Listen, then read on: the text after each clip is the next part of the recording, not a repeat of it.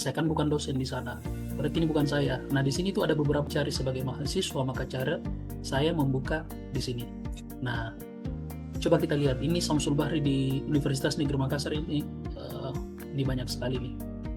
Nah, kita lihat, ini Samsul Bahri manajemen. Ini bukan prodi saya, berarti bukan saya. Kemudian ada pendidikan akuntansi, kemudian teknik mesin, pendidikan matematika, teknik mesin. Nah ini ada Samsul Bahri, Nah, karena saya pendidikan fisika, saya coba lihat detailnya.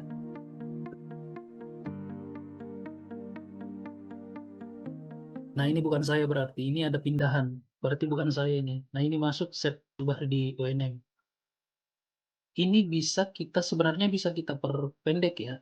Soalnya mempersempit pencariannya itu misalnya dengan memasukkan, karena ini terlalu banyak, saya bisa persempit pencariannya.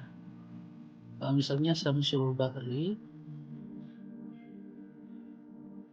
pendidikan fisika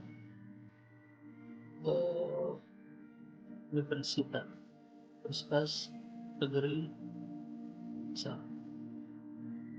Samsul Bahri pendidikan fisika Universitas Negeri Makassar. Sudah mulai menyempit ya. Di sini tidak ada hasil pencarian. Jadi tadi dosen ada 2, sekarang sudah hilang karena kita persempit pencariannya. Nah di sini juga tadi kan ada 10 kan. Nah ini mulai menyempit, dia 1 dari 1. Oke, berarti harusnya ada nama saya di dalam. Ini Samsul Bahri yang tadi pendidikan fisika, ternyata bukan saya. Ini karena ada NIM P di belakang pindahan ya. Nah, ini Samsul Bahri. Di sini kita bisa lihat. Jadi ini data saya tahun 2009. Itu masih ada di sini. Jadi begini cara mengeceknya. Nah, ini NIM yang Bapak Ibu sering cari itu, apakah NIM saya terdaftar atau tidak. Nah, ini NIM-nya terdaftar.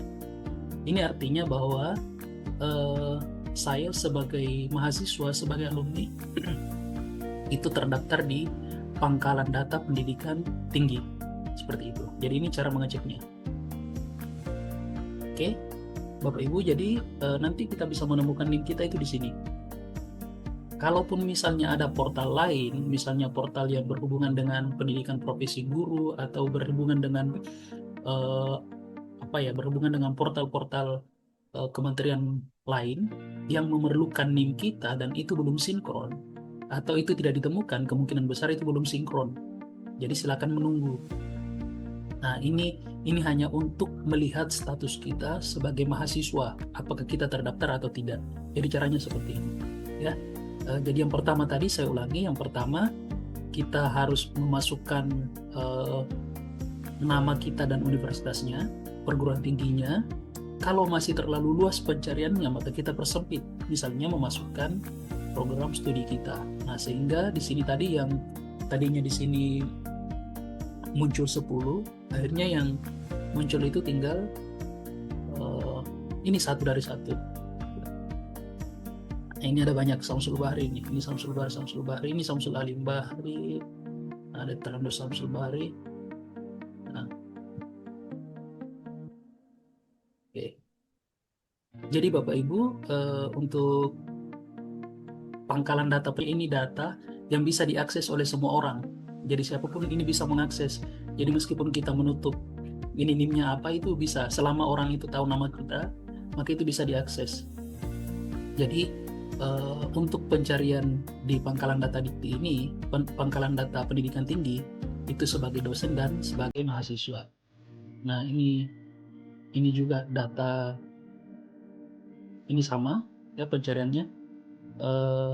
Datanya terekam bahwa kita ini sebagai mahasiswa yang terdaftar di Pangkalan Data Pendidikan Tinggi Republik Indonesia di Kementerian seperti itu. Bapak Ibu mungkin perlu diperhatikan, tidak perlu panik kalau misalnya datanya belum sinkron ke itu. Terima kasih.